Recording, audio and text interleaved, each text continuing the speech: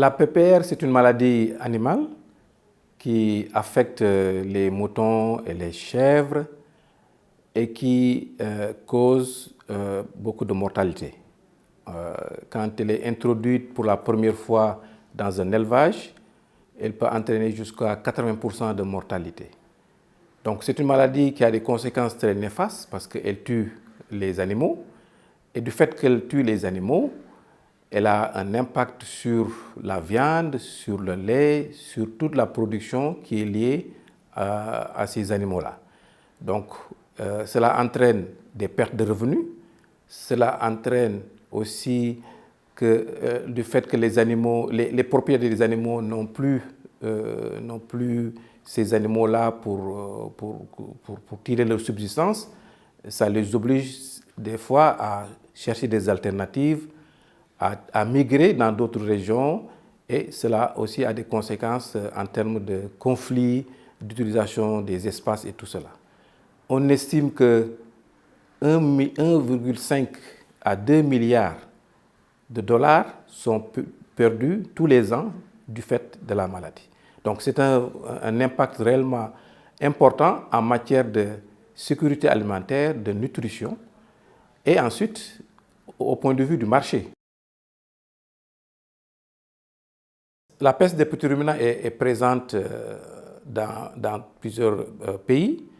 En Afrique, elle est partout, à l'exception de l'Afrique australe, où comme les pays comme l'Afrique du Sud, les îles Maurice, Swaziland sont endèmes, plus d'autres pays aussi de l'Afrique australe.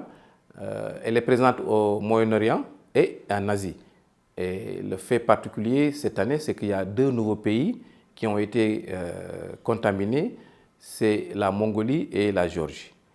Donc, les pays à risque sont quasiment tous les pays, parce que du fait des mouvements d'animaux, du fait du commerce, il y a un risque de transmission du virus vers d'autres territoires et vers d'autres pays qui n'ont jamais connu la maladie jusqu'à présent.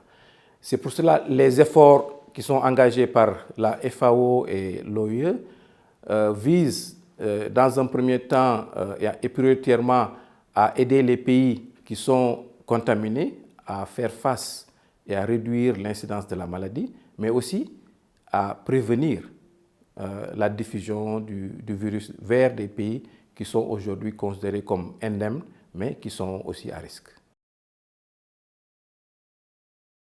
On a de très bons vaccins, on a des outils pour le diagnostic. Donc ça nous permet de cibler ce qu'on fait.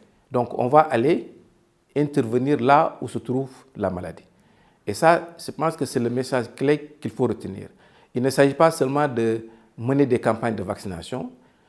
Il est nécessaire, avant de vacciner, de savoir où se trouve la maladie. Donc, mener des enquêtes épidémiologiques.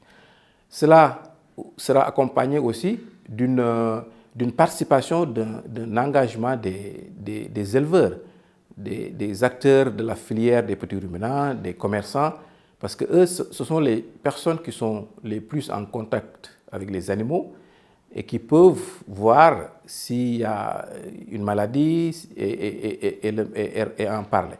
Donc ce sont ceux-là qui seront associés à cet effort depuis le début et puis tout au long du programme.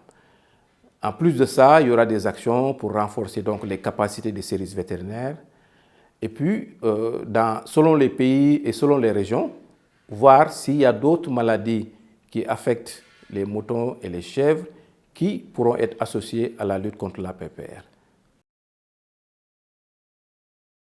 Il faut que les informations sur la situation au niveau pays soient communiquées et que partagées.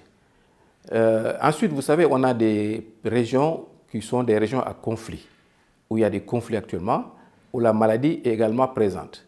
Donc ces régions vont nécessiter une attention plus particulière et des actions plus particulières. Parce que c'est des régions où il n'y a pas de services vétérinaires établis, donc il faut passer par d'autres moyens. Mais on a appris à le faire même durant l'éradication de la peste bovine. Enfin, il y a la question du financement. Il est attendu que les pays vont contribuer à à cet effort, mais il y aura un soutien attendu des partenaires au niveau international pour engager cet effort. Parce que ce qu'on vise, c'est quoi? C'est éradiquer la seconde maladie animale d'ici 15 ans.